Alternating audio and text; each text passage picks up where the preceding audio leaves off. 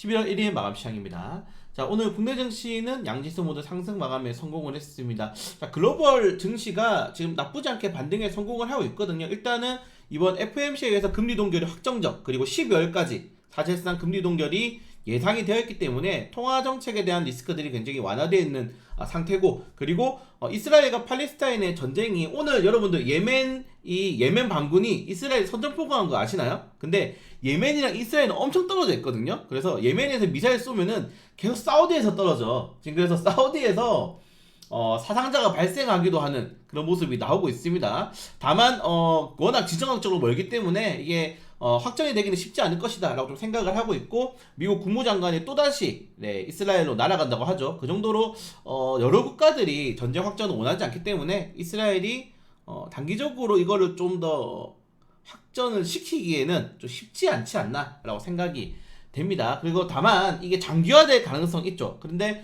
장기화가 된다고 하더라도 우리가 결국 유의했던 거는 유가에 대한 움직임들, 여기에 이란이라든가 아니면은 다른 국가들이 참전하게 되면서 유가에 대한 변동성이 커지는 것을 우려했는데, 일단 국제유가가 80달러 초반까지 떨어지게 되면서 단기적으로는 이스라엘 팔레스타인 리스크가 어느 정도 완화되고 있는 모습이다. 이게 러시아 우크라이나 전쟁처럼 막 초반에는 방산주도 가고 에너지주도 가고 하다가 이제 아무렇지도 않게 돼버리는 거예요. 시장이 적응을 하고 있다라고 좀 보시면 될 것 같습니다. 근데 이런 것들은 글로벌 증시고, 우리나라 증시 같은 경우에는 오늘 뉴욕 증시가 이거일 동안 상승했음에도 불구하고 사실 2차전 종목들이 워낙 크게 하락이 나오면서 좀 시장의 상승폭이 아쉬웠다. 그리고 거래대금이 지금 보시는 것처럼 계속 10조 원, 11조 원, 많아야 13조 원, 이렇게 10조 원대 초반대를 유지하기 때문에 이게 투자 심리가 회복이 되지는 않는 모습입니다. 이게 회복이 되려면은 외국인들이 들어야 되는데 지금 환율이 또 올랐죠. 1357원까지 올랐고,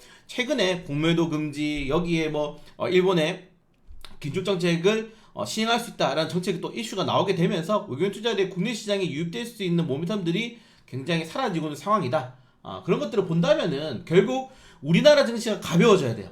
외국인 투자자들에게 메리트가 느낄 수 있을 정도로 가벼워지려면은 신용이 털려야 됩니다. 그러니까 조금 더 떨어져야 돼요. 조금 더 주가가 하락이 나오고 과대 상승했던 종목들에 대한 반납이 이루어져야지 좀 시장에서의 저점 반발 매력시가 생기는데, 여러분 지금 2차전지 종목들을 싸다고 할 수 있습니까? 싸다고 할 수가 없습니다. 그렇기 때문에 지금 공매도가 무지막지하게 들어오는 거예요. 에코프로비엠, 포스코 DX, LMF, 에코프로, 워닝 IPS, 지금 보시면은 이 반도체 2차전지 종목들에 대한 공매도가 어마무시합니다. 이게 지속적으로 이어지고 있어요. 예전에는 쇼스키즈라든가 이제 쇼커버가 들어와야 된다 하는데 그게 의미가 없는 게 계속 떨어지고 있기 때문에 어차피 공매도는 양방 베팅이야. 양방 베팅입니다. 그래서 떨어지면은 그냥 공매도 돈 벌면 되는 거고, 단기적으로 반등 나오면은 매수세 들어온 쇼커버 들어간 종목들 단기적으로 입절하면 되는 거고, 그래서 공매도를 이기기는 많이 힘들다. 결국 단기적인 조정이 조금 더 나와줘야 될 것 같고, 조정이 나오면서 신용이 털려야지 좀 지수가 가볍게 올라갈 수 있지 않나. 지금 외국인들을 국내 증시에 끌어들일 만한 그 어떠한 모멘텀도 없습니다. 요게 좀 중요한 포인트인 것 같아요. 높은 환차 손익, 그리고 메리트가 없는 국내 증시의 현재 상황, 이런 것들을 본다면은 당분간 좀 시장의 반등을 보기보다는 오늘처럼 이렇게 단발적인, 오늘 반도체 종목들의 호재가 발생하면서 주가가 올랐잖아요. 그래서 좀 단발적인 이런 상승에 기대해야 되지 않나 라고 생각이 됩니다. 그래서 대세 상승장, 대세 반등장이 나오기에는 헤쳐나가야 될 게 너무 많다. 러시아, 우크라이나, 이스라엘, 팔레스타인, 미국과 중국, 그리고 중국과 대만 이런 많은 문제들이 조금 해소가 되어야지 그때부터 이제 시작이다. 하지만 우리나라 내부적으로는 이런 것들을 돌릴 수 없기 때문에 결국에는 단기적으로 반등 나올 수 있죠. 11월 달에. 근데 12월 달에 대주주 양도소득세가 또 나옵니다. 이렇게 되면은 시장은 한두 차례 더 조정이 나올 거고, 개인 투자자들의 수급은 더욱더 오늘처럼 완전히 그냥 정치 테마주가 벌써 움직이기 시작했죠. 오늘처럼 집중적으로 테마주주의 수급이 들어갈 것이다. 이 정도만 보시면 될 것 같습니다. 그래서 우리는 어려울 거 없어요. 대형주 쳐다보지 마시고 지금은 중소형주, 테마주 위주로 지켜봐셔야 된다. 그 중에 제일 좋은 게 정부 정책주, 총선이 다가오기 때문에 지금 김포 서울시로 편입한다고 해가지고 오늘 상한가 4개 나갔어요. 그 종목들이. 그 정도로 집중되는 테마가 이제 발생하고 있기 때문에 우리는 그런 것들을 좀 잘 잡아야 될 필요가 있을 것 같고, 증시 외부적으로는 여전히 높은 국채금리, 여전히 높은 원달러 환율, 여전히 높은 달러 인덱스, 여전히 높은 금값 이런 거 본다면은 지금 시장에 베팅을 하기에는 대형주에 베팅을 하기에는 좀 리스크가 조금 더 크지 않는가라고 말씀을 좀 드리고 싶습니다.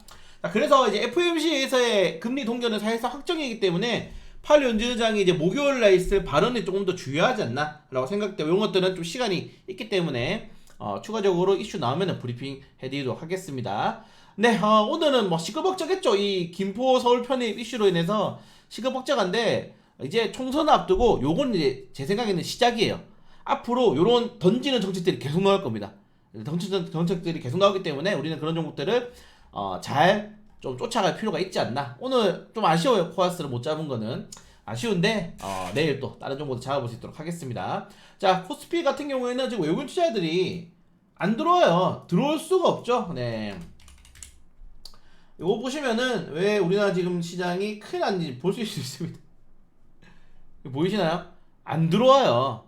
네, 9월달 10월달 합쳐가지고 총 매수 거래일이 거의 한 10일도 안 됩니다. 그 정도로 지금 굉장히 외국인 투자들의 무덤이 되고 있는 군중 증시. 기관 들어오죠. 근데 얘들은 들어오면은 무조건 판다니까. 네, 얘들은 기관 금융 투자들은 숏 포지션이기 때문에 들어온 물량들이 빠져나갈 확률이 좀 더 높지 않나라고 생각이 되고요. 다만 오늘 전기전자 종목들의 약간의 매수세가 들어온 거는 나쁘지 않다. 그리고 삼성전자, SK에서 반도체 종목들이 크게 올랐지만은 LG에너솔루션, 포스코홀딩스, LG화학이 하락이 나오게 되면서 좀 상승폭을 제한했다는 점들 체크하시면 될 것 같습니다.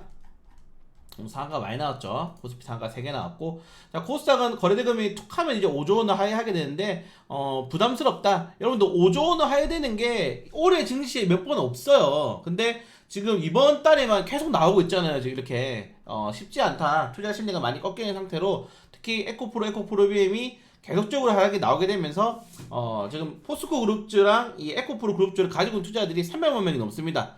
300만 명의 이 계좌 계속적으로 녹아내리고 있는 상황에서 투자 심리를 끌어내기는 좀 많이 힘들지 않나 라고 생각이 되고요. 에코프로는 네, 모르겠습니다. 네. 자, 그리고 오늘 코스닥은 상한가가 무려 7개가 나왔습니다. 갤럭시 머니터리, 누리플랜, 에코, 대화제약, 라이컴, 위드, 워트, 툴젠이 상한가가 나왔고, 제가 워트는 계속 말씀을 드렸죠. 이 대량 체결 상위 종목이 항상 있는 종목이라서 대량 체결 상위 메뉴를 여러분들이 꼭 잘 봐주셨으면 좋을 것 같습니다. 자, 그럼 오늘 뭐 김포 서울 편입 관련 테마주들 블로그에 정리해 올려드렸으니까 한번 보시면 좋을 것 같고요. 그리고 로봇 관련 테마주들이 이걸 정도 강한 연속성이 탄력이 나왔다는 점들 이 정도 또 체크하시면 좋을 것 같습니다. 이제 다음 성장주가 이제 로봇, UAM, 도시항공교통, 그 다음에 우주항공 요것밖에 없어요. 이 세 개가 이제 아마 우리나라 한 2050년 정도 안에 계속적으로 돌아가면서 상승 나올 건데 이제 새로운 성장주를 여러분들도 가져가시는 게 조금 더 좋지 않나 말씀드리고 싶습니다.